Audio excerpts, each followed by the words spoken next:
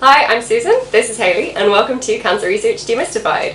On this episode we've got another special guest.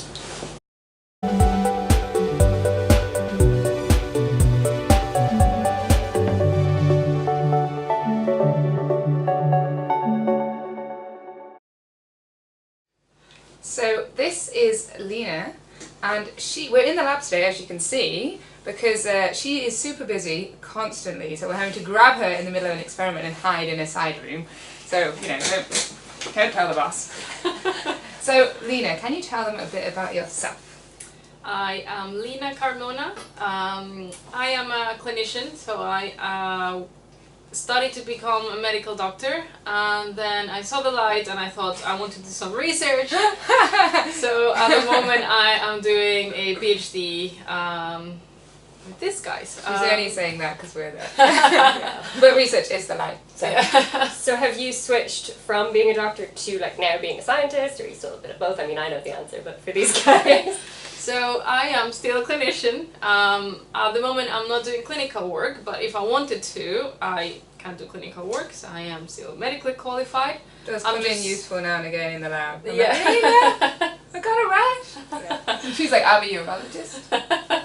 But it's really nice because I get to combine both worlds, so from going to surgery all the way to being in the lab and working with the samples from the patients, so it's a really nice combination. So I think Hayley just gave you a spoiler on this, but what Oh. type of doctor are you?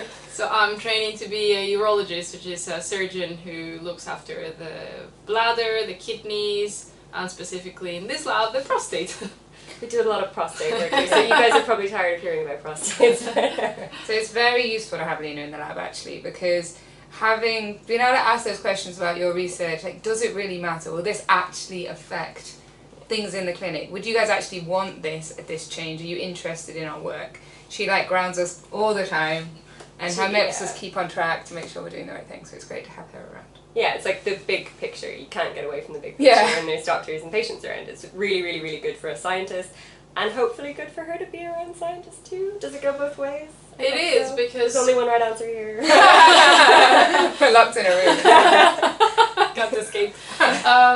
It is because as a clinician you have a one-way view of the world, what your patients and how you can improve patients' lives. But then when you go to the lab, you realize that there is so much more you can do. It's really hard work, and that's why I think not a lot of clinicians do this kind of work. Especially if you're a surgeon, you're used to quick and fast results. So if you do a surgery, patient gets better hopefully, and then you don't see them again until follow-up or never again. Whereas with research, it's, you have to think a lot. Things take a lot of time sometimes. Yeah, and if you make a mistake in a experiment, and then you have to start again. You just throw it in the bin and don't tell anyone, whereas you can't do that in the hospital. No. So on that line, was there any big surprises coming into the lab? Like things you kind of envisaged what a lab was like and the reality? Actually, it was more about how useful that was going to be. That was a big shock. Because when I started, I was like, I don't know, I knew how to pipette, but I didn't really know about the scientific method more than I was learning in school. And I was always thinking, God, if they have me, what do I bring to the team? I'm like, I don't know what to do in the lab. But then I realized actually, as you were saying, my medical knowledge and my perspective being different actually does help. Yeah. That was a big shock, to be honest. She's actually now a very good scientist in her own right, guys, as well. She doesn't just sit there going, I know medicine as it is. Yeah.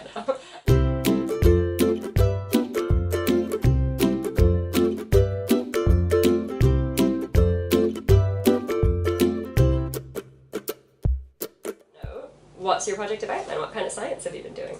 So I started actually with the very basic bit, so I was working with cells. My project is on trying to find a new marker that we can test in blood for patients who we may think have prostate cancer.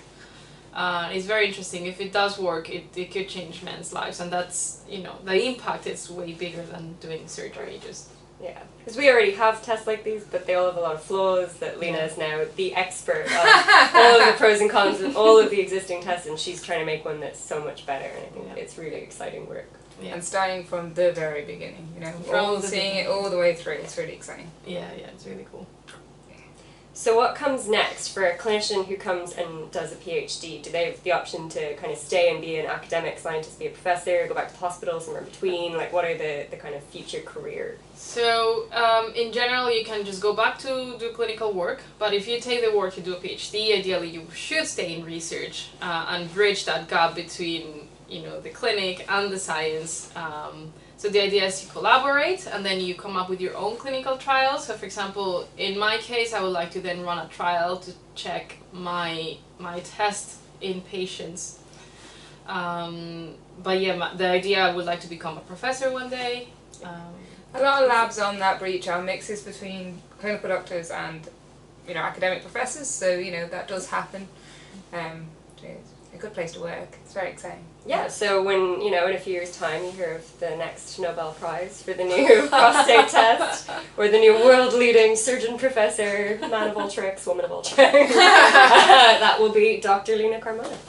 So on that note, thank you so much for joining us. No, thank you. Really appreciate it. If you guys have any questions for Lina, put them in the comments below. She hasn't agreed to this, but we will give them to her and we will ask her to answer them for you. So thank you very much.